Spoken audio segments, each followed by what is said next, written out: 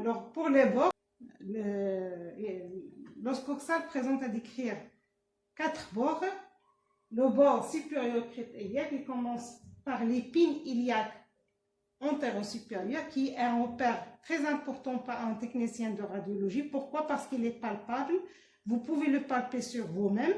Et lorsque un repère est palpable, il a une grande importance pour un technicien de radiologie parce que vous allez l'utiliser si vous voulez centrer un bassin, si vous voulez centrer une incidence de face du coccyx et bien d'autres incidences.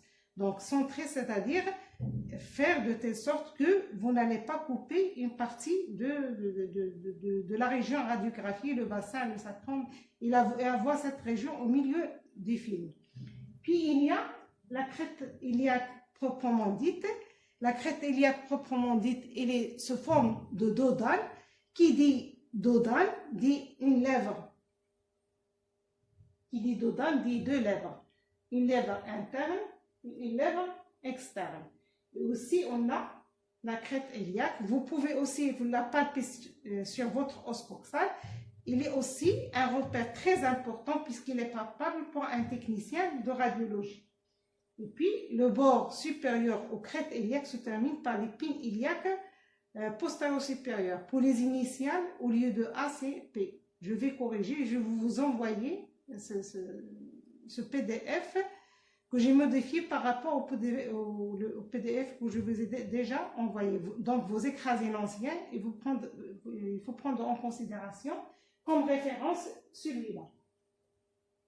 Le bord antérieur, il commence par l'épine iliaque antéro-supérieure qui constitue l'intersection entre le bord supérieur et le bord antérieur et qui correspond à l'angle antéro-supérieur de l'os coxal. Puis il y a l'échancrure interépineuse, l'épine iliaque antéro-inférieure, la deuxième échancrure, l'éminence iliopectinée, la surface pectineale,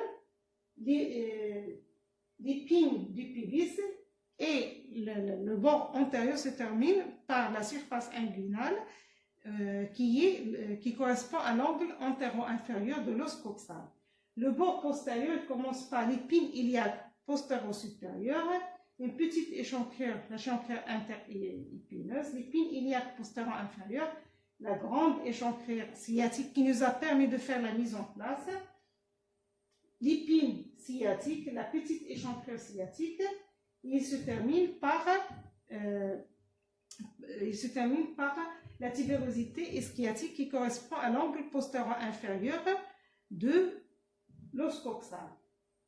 Le bord inférieur, il est divisé en 2 segments. Un segment sagittal. Alors, ce segment sagittal, qui est antérieur, donc le bord inférieur il est divisé en 2 segments, un segment antérieur et un segment postérieur. Le segment antérieur, en réalité, ce n'est pas un bord, mais c'est une petite surface ovalaire. Le segment antérieur, il est sagittal, comme vous le voyez ici.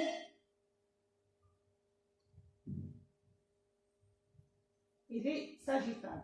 Ce segment antérieur, il est occupé par une surface articulaire ovalaire qui forme avec la surface analogue la symphyse pubienne. Puis il y a le segment postérieur.